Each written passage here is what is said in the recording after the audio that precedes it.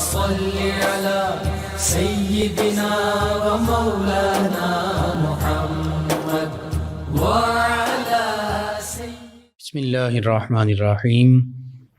السلام علیکم ناظرین و سامعین کرام۔ پروگرام یاد الہی میں روزانہ عظیم ہستیوں کے تذکارے پاک کیے جاتے ہیں۔ اس کے ساتھ ساتھ کچھ ایسے موضوعات پر گفتگو ہوتی ہے جن سے آپ کو رہنمائی حاصل ہوتی ہے۔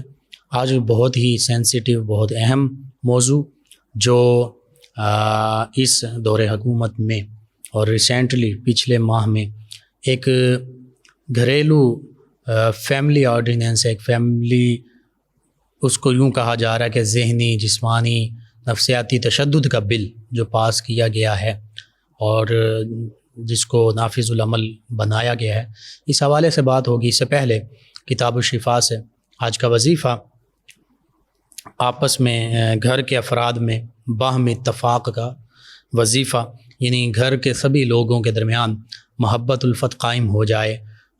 بڑے جو ہیں وہ چھوٹوں سے محبت کا رویہ اختیار کریں، چھوٹے بڑوں سے ادب کا رویہ اختیار کریں، گھر میں لڑائی جھگڑے نہ ہوں۔ اس حوالے سے دو وظائف ہیں۔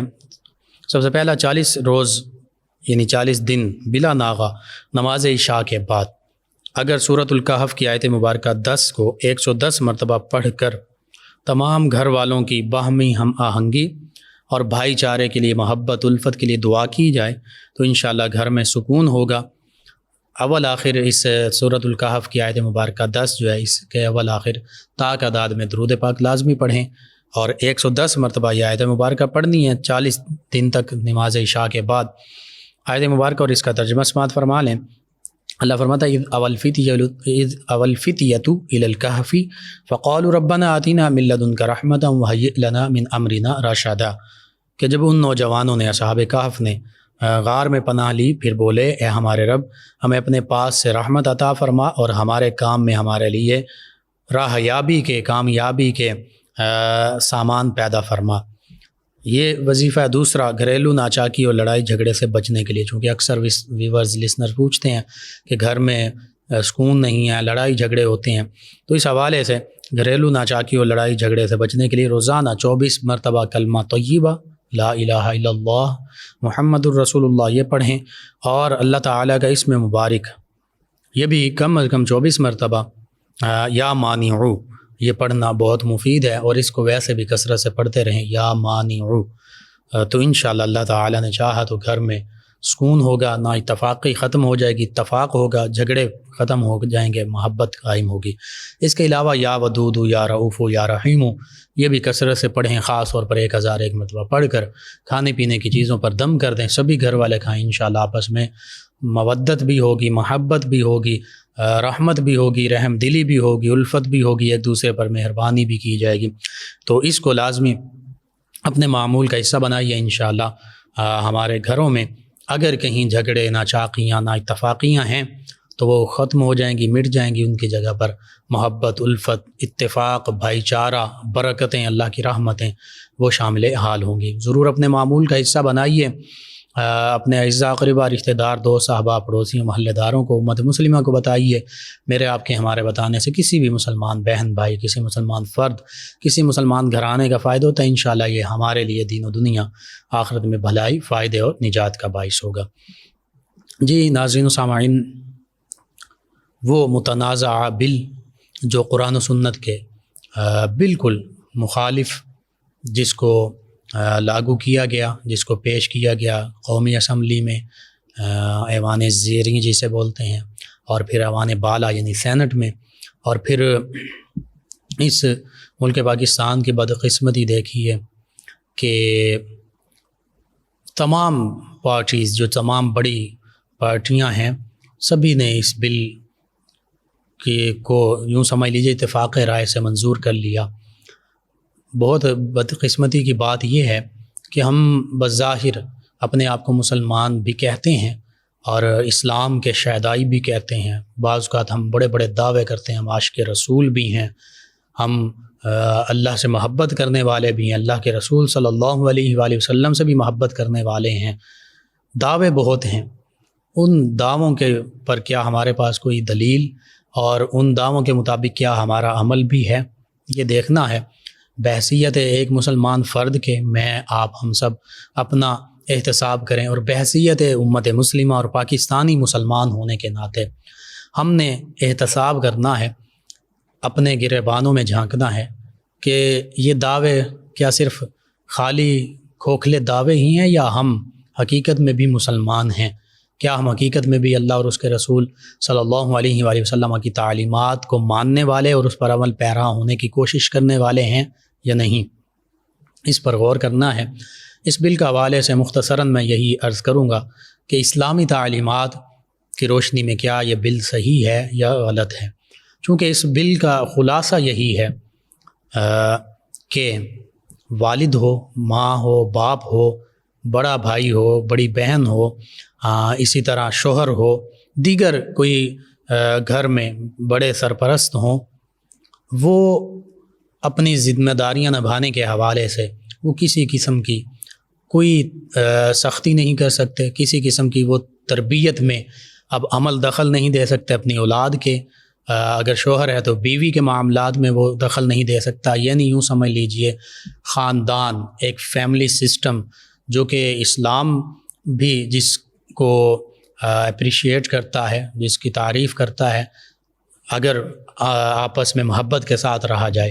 اور اسی طرح ہمارا مشرقی جو معاشرہ ہے، مشرقی جو روایات ہیں، اسلام کی تعلیمات تو خوبصورت ہیں ہی، لیکن عام طور پہ مشرقی جو ہمارا معاشرہ ہے اور روایات ہیں، چاہے اس میں کسی بھی مذہب سے کوئی تعلق رکھتا ہو، اس میں کہیں نہ کہیں کچھ نہ کچھ حیا پایا جاتا ہے، کچھ نہ کچھ ادب پایا جاتا ہے، کچھ نہ کچھ احترام پایا جاتا ہے۔ تو اسلام کی تعلیمات تو ہیں ہی حیا پر مشتمل، ادب، احترام، محبت پر مشتمل، لیکن میں ایک پورے مشرقی اگر آپ بر اعظم ایشیا کی بات کر لیں، اس مشرقی پورے ایک علاقے کی بات کر لیں، مغرب کے حوالے سے، مغرب کے برعکس یہاں پر خاندانی سسٹم موجود ہے، والد کی عزت ہے، ماں کی عزت ہے، بڑے بھائی بڑی بہن کی عزت ہے، دیگر خاندان کے بڑے جو لوگ ہیں ان کی عزت موجود ہے، بیوی کے نظر میں شوہر کی عزت ہوتی ہے، شوہر کی نظر میں بیوی کی عزت ہوتی ہے، ایک وہ خاندانی محبت، الفت، آپس میں تعلق، بھائی چارہ، اتفاق، اتحاد وہ قائم ہے۔ اسی کی برکت سے خاص طور پر اسلامی معاشرے میں اللہ کی رحمتوں کا نزول ہوتا ہے، برکات کا نزول ہوتا ہے، لیکن اس فیملی سسٹم کو توڑنے کی کوشش کی جا رہی ہے۔ اور یہ صرف فیملی سسٹم پر نہیں رہے گا، اس سے آگے بھی معاملہ یہ ہے کہ جیسے یورپی معاشرہ ہے، جیسے امریکن کمیونٹیز اور معاشرے ہیں، سوسائٹیز ہیں، کہ مادر پدر آزاد معاشرہ وہ قائم کرنے کی کوشش کی جا رہی ہے، یعنی مادر کہتے ہیں ماں کو، پدر کہتے ہیں باپ کو، ایسا معاشرہ اب بنانے کی کوشش کی جا رہی ہے پاکستانی اسلامی معاشرے کو، کہ جہاں بچے جو ہیں، خاص طور پر آنے والی نسلیں جو ہیں، وہ مادر پدر آزاد ہوں، انہیں نہ باپ کسی غلط کام سے روک سکے، نہ ماں کسی غلط کام سے روک سکے، نہ دیگر بڑے اساتذہ، دیگر بزرگ خاندان کے، محلے کے، وہ نہ روک سکیں۔ یہ ایک ایسا معاملہ اس کی کوشش کی جا رہی ہے۔ اور اسی طرح دوسری جانب جو ایک گھریلو سسٹم تھا، آئلی ازدواجی سسٹم تھا، جس میں اللہ سبحانہ وتعالیٰ نے فرمایا سورۃ النساء میں بھی، سورۃ النور، دیگر صورتوں میں، اور خاص طور پر سورۃ النساء، یہ آج کے نوجوانوں کو بھی پڑھنے کی ضرورت ہے، اور خصوصاً خواتین کے لیے، کیونکہ سورۃ النساء کا معنی یہی ہے عورتوں کی صورت، تو عورتوں کو تو پڑھنے کی خاص طور پر ضرورت ہے۔ اس میں اللہ سبحانہ وتعالیٰ نے خاندانی ایک نظام کے بارے میں یوں فرما دیا تھا، الرجال قوامون علی النساء، کہ مرد جو ہیں وہ عورتوں پر نگران ہیں، نگہبان ہیں، عورتوں کے محافظ ہیں، اور خاندان کے وہ سربراہ ہیں۔ پھر آگے فرمایا اس وجہ سے انہیں فضیلت دی گئی ہے۔ اس سے یہ مراد نہیں ہے کہ معاذ اللہ مرد جو ہیں ان کے یا خواتین جو ہیں ان کے درمیان کوئی فرق ہے، اس حوالے سے فرق نہیں ہے اسلامی تعلیمات کے حوالے سے۔ ہاں، صنف کے حوالے سے فرق ہے، صنف نازک ہیں خواتین، اور اس میں بھی خواتین کی بھلائی اور بہتری اللہ سبحانہ وتعالی سے بڑھ کر کون چاہ سکتا ہے؟ مرد کی بھلائی اور بہتری، اولاد کی بھلائی اور بہتری اللہ اور اللہ کے پیارے حبیب صلی اللہ علیہ وآلہ وسلم سے بہتر کون چاہ سکتا؟ کوئی بھی نہیں. چاہے جتنے مرضی سو کالڈ سویلائزڈ سوسائٹیز اور معاشرے اور لوگ اپنے آپ کو کہلاتے رہیں، حقیقت میں تہذیب سے ان کا تو دور تک کا تعلق نہیں ہے. کیا یہ تہذیب ہے کہ بچے کو یہ پتہ نہ ہو کہ میرا باپ کون ہے؟ کیا یہ تہذیب ہے؟ اسی طرح کیا یہ تہذیب ہے کہ مرد کو، باپ کو بھی نہ پتہ ہو کہ میری اولاد کون کون میری اولاد ہیں؟ کیا ہم اس معاشرے کی جانب بڑھنا چاہتے ہیں کہ یورپین معاشرے میں بچوں کو نہیں پتہ ہوتا، ایون کہ بعض اوقات ماں کو بھی نہیں پتہ ہوتا کہ یہ کس کی اولاد ہے، کس مرد کی اولاد ہے؟ اتنا ایسا معاملہ ہے وہاں پہ، فیملی سسٹم یوں کولیپس کر چکا ہے، یوں ٹوٹ چکا ہے کہ وہاں نکاح شادی یہ تو اس کا کوئی ہمیں رواج ہی نظر نہیں آتا. وہاں بوائے فرینڈز اور پارٹنرشپ اور یہ معاملات نظر آتے ہیں. آج کسی کے ساتھ، کل کسی کے ساتھ، تیسرے دن کسی کے ساتھ عورت وہاں ہمیں نظر آتی ہے. تو پھر وہ جو سیکشول آپس میں ریلیشن ہوتا ہے، پھر جو اولاد پیدا ہوتی ہے وہ ڈی این اے کے سوا پتہ ہی نہیں چل سکتا وہ کس کی اولاد ہے. کتنے مرد جو ہیں ان سے رقابت رہی خاتون کی اور قربت رہی، اب وہ کس کا نطفہ ہے؟ وہ حرام کا نطفہ. سیدھی سی بات ہے. یہ بچے کو بھی نہیں پتہ ہوتا میرا باپ کون ہے، اس عورت کو نہیں پتہ ہوتا اس بچے کا باپ کون ہے، بعض کا باپ کو بھی نہیں پتہ ہوتا کہ یہ میرا بچہ ہے بھی یا نہیں. تو کیا ہم اس معاشرے کی جانب بڑھنا چاہتے ہیں؟ اور یہ حقیقت ہے کہ یہ تو پھر جانوروں کا معاشرہ ہوگا، یہ پھر انسانوں کا تو معاشرہ ہوگا ہی نہیں. مسلمان اور اسلام کی تعلیمات تو بہت اعلیٰ اور عرفہ، انسان کہلانے کے بھی لائق نہیں ہوں گے. میں نے عرض کیا تھا کل کے پروگرام میں بھی کہ جو اچھا مسلمان ہوتا ہے وہی اچھا انسان ہوتا ہے. اگر کوئی اچھا مسلمان نہیں بن سکتا تو وہ کبھی بھی اچھا انسان نہیں بن سکتا. یہ جو نئی نئی تھیوریز اور نئی نئی باتیں پیش کی جا رہی ہیں قرآن و سنت کے بالکل برعکس، یعنی اب یہ قانون یہ کہتا ہے کہ ماں ہے یا باپ، وہ اپنے بچوں کی تعلیم و تربیت کے حوالے سے کسی قسم کی سختی نہیں کر سکتے. حدیث مبارکہ اور قرآن پاک کی تعلیمات تو یہ ہیں کہ والدین جو ہیں وہ بچوں کو تادیب کر سکتے ہیں، ڈانٹ سکتے ہیں، حتیٰ کہ اگر مارنے کی بھی ضرورت پڑے تو پھر وہ ایسی مار دی جا سکتی ہے جو ان کی تربیت کے لیے بہتر ہو، جو ان کی بہتری کی ضامن ہو. جیسے نماز کے حوالے سے 7 سال کی عمر میں ترغیب دلائی جائے، نماز کی طرف گامزن کیا، راغب کیا جائے. 10 سال کی عمر میں نہیں پڑھتے تو پھر ان پر سختی کی جا سکتی ہے، مارا جا سکتا ہے. آقا کریم صلی اللہ علیہ وسلم کا حکم ہے کہ مار کر پھر ان کو نماز پڑھاؤ، ان کے بستر بھی الگ کر دو. لیکن یہاں اگر اس قانون کو ہم دیکھیں تو اس کا مطلب یہ ہے کہ اسلامی تعلیمات بھی اور دیگر تربیت کے جو معاملات ہیں یا تعلیم ہے اس حوالے سے آپ اپنے بچوں کو کچھ بھی نہیں کہہ سکتے. اگر آپ ان کو ڈانٹیں گے اس کا مطلب آپ ان کا سائیکالوجیکلی آپ ان پر تشدد کر رہے ہیں، وائلنس کر رہے ہیں، اور پھر وہ آپ کے خلاف رپورٹ کر سکتے ہیں اور آپ کے خلاف کارروائی ہوگی، جس کے نتیجے میں آپ کو قید بھی ہوگی، آپ پر جرمانہ بھی کیا جائے گا، مالی جرمانہ. اب جب والد قید کر دیا جائے یا والدہ ہی قید کر دی جائے تو گھر کی دیکھ بھال کون کرے گا؟ بچوں کا نان و نفقہ، ان کا کھانا پینا کون مہیا کرے گا؟ اور پھر بچوں کے دل میں والدین کی عزت کہاں سے آئے گی؟ اللہ نے تو قرآن میں فرمایا کہ ان کے لیے عاجزی کے، نرم دلی کے، رحم دلی کے بازو بچھائے رکھو. اف تک نہ کہو، ولا تقل لہما اف، اف بھی نہ کہو والدین کے لیے. ولا تنہرہما، انہیں جھڑکو بھی مت. وقل لہما قولا کریما، ان کے ساتھ بڑی عاجزی، محبت، انکساری کے ساتھ بات کرو، ادب تمیز کے ساتھ بات کرو. لیکن کیا یہاں پر تمیز کا وہ دائرہ قائم رہے گا؟ یہاں پر تو بچے اسی طرح کہیں گے کہ اور پھر یہاں پہ ادب احترام بھی ختم ہو جائے گا. آپ کی بجائے تم ہو جائے گا. تم کون ہوتے ہو مجھے اس کام سے روکنے والے؟ تم مجھے اس کام سے کیسے روک سکتے ہو؟ تو یہ اس طرح یعنی بد تہذیبی پیدا کی جا رہی ہے، بدتمیزی کا ایک طوفان اٹھایا جا رہا ہے. اور پھر اس سے بڑھ کر پورے اسلامی معاشرے کی جو خاندانی بنیادیں ہیں، اور یہیں سے پورا معاشرہ بنتا ہے، ایک فرد سے پھر 2 افراد، میاں بیوی، پھر ایک خاندان، بچے بھی اس میں شامل ہوتے ہیں، والدین شامل ہوتے ہیں، پھر اسی سے معاشرہ یہ ارتقاء کی جانب بڑھتا ہے. تو مطلب یہ ہے کہ معاشرے کا جو ابتدائی یونٹ تھا اسی کو تباہ و برباد کرنے کی کوشش کی جا رہی ہے. اسی طرح شوہر اگر بیوی کو کچھ کسی بھی حوالے سے بات کرتا ہے تو وہ بھی اس کے ہو سکتا ہے وہ نفسیاتی تشدد میں اس کو شمار کیا جائے، اس کو ذہنی تشدد میں شمار کیا جائے، جسمانی تشدد میں شمار کیا جائے۔ یعنی عورت جو ہے، بیوی جو ہے، وہ کہہ سکتی ہے کہ میرا نجی معاملہ ہے، یہ میرا پرائیویٹ میرا میٹر ہے، جیسے یورپین ممالک میں ہوتا ہے، تو وہ جو چاہے کرے، شوہر کچھ نہیں کہہ سکتا اس کو۔ یعنی وہ چند دن پہلے میں خبر پڑھ رہا تھا، اس کے بارے میں یہی کہا جا رہا تھا کہ یہ افریقہ کی ہے کہ ایک عورت جو ہے ایک وقت میں ایک سے زیادہ شوہر رکھ سکتی ہے۔ بالکل عین یہی معاملہ ہے کہ ایک وقت میں وہ شوہر کے سوا بھی جن مردوں سے چاہے وہ تعلقات بنا سکتی ہے۔ کیا اسلام اس بات کی اجازت دیتا ہے؟ قطعاً نہیں دیتا۔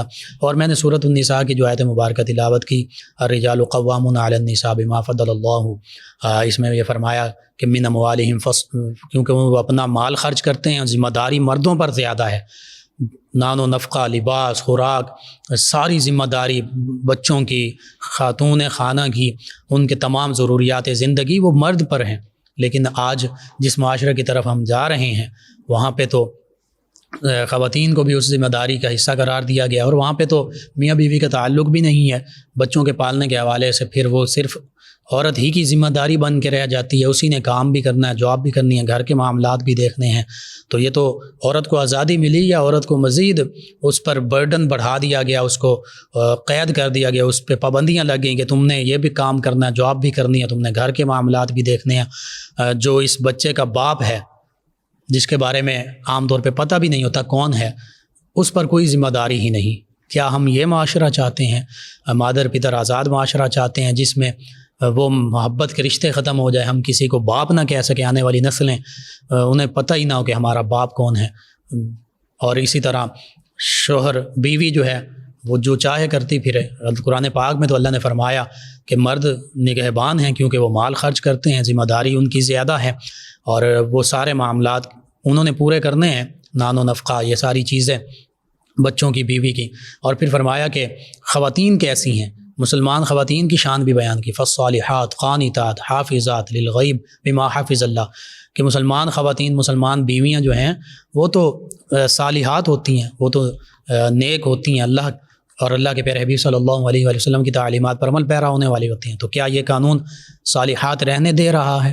یہ تو قانون ایسا ہے، یہ چاہتا ہے کہ خواتین، بچیاں ہماری معاذ اللہ بالکل وہ ہر قسم کی انہیں آزادی مل جائے، کوئی روکنے ٹوکنے والا نہ ہو۔ اور بچوں کی جو اس میں تعریف کی گئی ہے بچی کی، وہ 18 سال تک کی عمر، تو آج کل 12 سے 14 سال کی عمر میں، 15 سال کی عمر میں بچیاں بالغ ہو رہے ہیں۔ تو اس کا مطلب یہ ہے کہ ہم انہیں بے راہ روی کی طرف جانے دیں۔ اسی طرح فرمایا قانتات، وہ تو قناعت پسند ہوتی ہیں، قانتات ہوتی ہیں، اللہ اور اس کے رسول کی رضا کی خاطر زندگی گزارتی ہیں، جو اللہ نے ان کے لیے بھلائی کا حکم دیا اس پر عمل پیرا ہوتی ہیں۔ اور حافظات للغیب ما حفظ اللہ، اللہ تعالیٰ نے جو حکم دیا ہے اپنی عفت کی حفاظت کا، عصمت کی حفاظت کا، عزت کی حفاظت کا، بچوں کی حفاظت کا، گھر کی حفاظت کا، گھر میں اگر شوہر کا مال ہے وہ سب چیزوں کی حفاظت کا وہ حفاظت کرنے والی ہوتی ہیں۔ آگے فرمایا اگر اس کے وہ برعکس ہیں تو پھر 3 درجے وہاں پر بھی فرما دیے، انہیں فاعظون، واعظ و نصیحت کی جائے، محبت کے ساتھ، اچھے انداز کے ساتھ ان کو سمجھایا جائے کہ تم بے راہ روی کی طرف چل رہی ہو، یہ تمہارا غلط عمل ہے، اس سے بچ جاؤ۔ پھر اگر وہ نہ کریں تو پھر کیا کیا جائے؟ پھر فرمایا کہ ان سے بستر جو ہیں، ان کے بستر علیحدہ کر دیے جائیں، ان کے قریب شوہر نہ جائیں۔ یہ دوسرا عمل، پھر بھی وہ راہ راست پر نہیں آتی تو پھر فرمایا تیسرا، انہیں وضربوہن، انہیں ایسی مار دی جا سکتی ہے کہ جو ان کے لیے سیدھے راستے پر آنے کا ذریعہ بنے، اور وہ ایسی مار ہو، ہلکی مار، کہ جس سے زخم نہ ہو، کوئی ایسا معاملہ نہ ہو، صرف مقصود یہ ہو کہ وہ خواتین جو ہیں وہ اللہ اور اس کے رسول صلی اللہ علیہ وآلہ وسلم اور اپنے شوہر کی اطاعت گزار بن جائیں۔ تو یہ معاملہ ہے بچوں کی۔ اور پھر اللہ سبحانہ وتعالیٰ تو فرماتا ہے یا ایھا الذین آمنوا قوا انفسکم واہلیکم نارا وقودھا الناس والحجارہ، اور پھر آگے فرمایا والملائکۃ غلاظ شداد لا یعصون اللہ ما امرہم ویفعلون ما یؤمرون۔ یہ بھی فرمایا کہ اے ایمان والو، تم اپنے آپ کو بھی، اپنی ذات، اپنی جانوں کو بھی، اور اپنے اہل و عیال، اپنے بیوی بچوں کو بھی اس جہنم کی آگ سے بچاؤ جس کا ایندھن پتھر بھی ہیں اور انسان بھی ہیں۔ اللہ کا حکم تو اس کے جو ہم اب قانون آ چکا ہے اس کے بالکل برعکس ہے کہ ان چیزوں سے خود بھی بچنا ہے، اپنے اہل و عیال بیوی بچوں کو بھی بچانا ہے، اور یہ جہنم کی طرف لے جانے والے معاملات ہیں، یہ سارے غیر شرعی ہیں، غیر اسلامی ہیں، حرام کاموں کی جانب ہمیں رغبت دلائی جا رہی ہے، اور قانون ایسا بنایا جا رہا ہے جو بالکل قرآن و سنت کی تعلیمات کے منافی ہے، مخالف ہے۔ تو پتہ چلا پھر اللہ فرماتا اس وہاں پر تو جہنم پر، اس آگ پر ایسے فرشتے ان کی ڈیوٹی لگی ہے، وہ مامور ہیں جو اللہ کے حکم کے مطابق عمل کرتے ہیں، وہاں پر کسی کا زور، کسی کی دھونس دھاندلی نہیں چلتی۔ تو ہمیں سوچنا ہے ہم کس جانب جا رہے ہیں، ہمارا پاکستانی معاشرہ، ہماری حکومت اور یہ سو کالڈ سیاسی پولیٹیکل پارٹیز یہ کیا کرنا چاہ رہی ہیں، کس جانب ہمیں لے جانا چاہ رہی ہیں ہماری نوجوان نسل کو۔ نبی رحمت صلی اللہ علیہ وآلہ وسلم نے فرمایا تھا والدین کے تو بہت ادب احترام، مقام و مرتبہ، شوہر اور بیوی کا آپس میں بہت بڑا گہرا تعلق، ایک دوسرے کا لباس، ایک دوسرے کی چیزوں کو چھپانے والے، لیکن بڑے چاہے وہ خاندان میں ہوں، خاندان سے باہر عمر میں بڑے ہوں، علم میں بڑے ہوں، کسی بھی حوالے سے وہ بزرگ ہوں، اساتذہ ہوں، جو بھی بڑے ہیں، اللہ کے پیارے حبیب صلی اللہ علیہ وسلم نے ان کے بارے میں فرمایا تھا کہ جو بڑوں کی توقیر اور عزت اور ادب احترام نہیں بجا لاتا وہ ہم میں سے نہیں، اور دوسری جانب فرمایا جو چھوٹوں پر شفقت نہیں کرتا، محبت نہیں کرتا، وہ ہم میں سے نہیں۔ تو کیا یہ معاملہ جو ہے یہ تو دوہرا عمل ہوگا، اس میں بچوں کو والدین کے خلاف اکسایا جا رہا ہے، اور پھر والدین کے دل میں بچوں کی کیا محبت رہے گی، یا بچوں کے دل میں والدین کی محبت رہے گی۔ یہ بہت گمبھیر معاملہ ہے، اس پر مجھے آپ کو ہم سب کو سوچنے کی ضرورت ہے۔ یہ صرف علماء، مشائخ یا صرف وکلاء یا ان کا معاملہ نہیں، یہ پوری امت مسلمہ، پورے پاکستانیوں کا اور خصوصاً پاکستانی مسلمانوں کا معاملہ ہے، اور تمام والدین کا معاملہ ہے، یہ تمام گھر فیملی جو اسلام کی تعلیمات پر عمل پیرا ہونے والے لوگ ہیں ان کا معاملہ ہے۔ اللہ سبحانہ وتعالی سے دعا اللہ تعالی ہمیں اس پر قرآن و سنت کے مطابق ہی عمل کرنے کی توفیق عطا فرمائے، آمین۔ اللہم صلی علی سیدنا و مولانا محمد وعلی آپ سماعت فرما رہے ہیں پروگرام یاد الہی۔ ناظرین و سامعین، اس دوران ہمیں جوائن کیا فیصل آباد سے ہیں بلال ملک صاحب، انہوں نے سلام کہا۔ جی وعلیکم السلام۔ محمد حسین صاحب ہیں 214 ریب شرکی سے، کہتے ہیں آپ کو اور پوری ٹیم کو السلام علیکم ورحمۃ اللہ وبرکاتہ، صبح بخیر کہا۔ جی وعلیکم السلام ورحمۃ اللہ۔ کہا پروگرام بہت اچھا ہے، اور آفس کی جگہ کے بارے میں پوچھا ہے، آپ پروگرام کے بعد رابطہ کیجیے انشاءاللہ، آپ سے عرض کرتے ہیں۔ ایک اور ہمارے لسنر ہیں اسد عبداللہ قادری چشتی صاحب، کہتے ہیں السلام علیکم لقمان بھائی۔ جی وعلیکم السلام۔ کہتے ہیں آپ کا پروگرام سنتا رہتا ہوں، لیکن کچھ مصروفیات کی وجہ سے SMS نہیں کر سکتا۔ انہوں نے ایک سوال پوچھا ہے کہ امام مسجد ہوں تو وہ کن لوگوں کا، مختلف یہ مکاتب فکر کے حوالے سے پوچھا، جنازہ پڑھا سکتے ہیں نہیں پڑھا سکتے، تعزیت کر سکتے ہیں نہیں کر سکتے۔ میں عرض کر دیتا ہوں اس حوالے سے کوئی مکاتب فکر یہ ایسی بات نہیں ہے، ایک اصولی بات ہے۔ وہ اصولی بات یہ ہے کہ اگر کوئی قرآن مجید فرقان حمید کا انکار کرے، اگر کوئی صحابہ کرام علیہم رضوان یا اہل بیت کرام علیہم رضوان ان کو برا بھلا کہے، سب و شتم کرے، اسی طرح امہات المومنین رضی اللہ عنہن ان میں سے کسی پر بہتان باندھے، اس طرح کے معاملات کرے، تو پھر اس حوالے سے ہم خود سوچ سکتے ہیں کہ اس بندے کا پھر ایمان کیا ہوگا جو قرآن مجید کا ہی انکار کر رہا ہے، یا صحابہ کرام علیہم رضوان یا امہات المومنات ان پر بہتان باندھ رہا ہے۔ قرآن مجید فرقان حمید پڑھی ہے تو یہ تو منافقین کے کام ہیں، تو اس حوالے سے پھر ایسے لوگوں کا جنازہ پڑھنے سے یا اس لوگوں کی تعزیت کرنے سے منع کیا گیا ہے۔ تو بس یہ اصولی سی بات ہے، چاہے وہ کسی بھی مکتبہ فکر سے تعلق رکھتا ہے، اگر اس کے نظریات ایسے ہیں تو اس کے سے تعلق یا اس کا جنازہ یا اس کی تعزیت یہ بالکل حرام ہے، منع ہے۔ ان کے علاوہ ہیں فوزیہ صاحبہ، کہتی ہیں السلام علیکم۔ جی وعلیکم السلام۔ انہوں نے سوال کیا کہ اگر کسی عورت کا 1 سال کا بچہ ہو، پھر امید سے ہو، اور پھر وہ بچہ جو ہے وہ پریگنینسی ویسٹ ہو گئی، وہ بچہ ضائع ہو گیا ہو، تو کیا پہلے بچے کو جو ابھی 2 سال سے کم عمر ہے اس کو دودھ دوبارہ پلایا جا سکتا ہے؟ جی پلایا جا سکتا ہے، لیکن اس میں ایک چیز یہ دیکھ لیجیے، آپ اپنے ڈاکٹر، لیڈی ڈاکٹر جو ہے اس سے بھی کنسلٹ کر لیجیے، کیا اس سے کوئی یعنی میڈیکل کے حوالے سے کوئی نقصان تو نہیں، اگر نقصان نہیں ہے تو بالکل پلا سکتے ہیں۔ ان کے علاوہ ہمارے لسنر ہیں، انہوں نے اپنے شوہر کے حوالے سے ایک خواب کا ذکر کیا اور سلام کہا جی وعلیکم السلام، جس میں بظاہر جو ہے نقصان کی جانب اشارہ ہے، لیکن آپ صدقہ خیرات کیجیے، اللہ سبحانہ و تعالیٰ کی طرف رجوع کیجیے، انشاءاللہ اللہ تعالیٰ بہتری فرما دے گا۔ افتخار ڈوگر صاحب ہیں، بابا نونا صاحب ہیں، غلام رسول ہیں، علی عباس احمد بھائی ہیں، غلام حسین صاحب ہیں، ڈوگراں والا سے آپ کا شکریہ۔ رضا آباد سے عمران کمبو ہیں، کہتے ہیں السلام علیکم مفتی لقمان بھائی، کیا حال ہیں جی؟ وعلیکم السلام الحمدللہ، کہتے ہیں ماشاءاللہ پروگرام بہت اچھا جی، شکریہ آپ کا۔ محمد عرفان صاحب ہیں، نظر نہیں آتا انہوں نے کہا، اور معدے کا مسئلہ ہے کوئی وظیفہ، نظر کے لیے یا نورو کی کثرت کریں، اور معدے کے مسائل کے لیے یا عظیموں 7 مرتبہ پڑھ کر نمک پر دم کر دیں اور نمک کھاتے رہیں، انشاءاللہ اللہ تعالی شفا عطا فرمائے گا۔ آپ تمام ویورز کا، لسنرز کا شکریہ، پروگرام کو جوائن کرتے ہیں، پروگرام میں فیڈ بیک سے آگاہ کرتے ہیں۔ پروگرام یاد الہی کا وقت ختم ہوا چاہتا ہے، انشاءاللہ کل صبح دوبارہ آپ سے ملاقات ہوگی پروگرام یاد الہی میں۔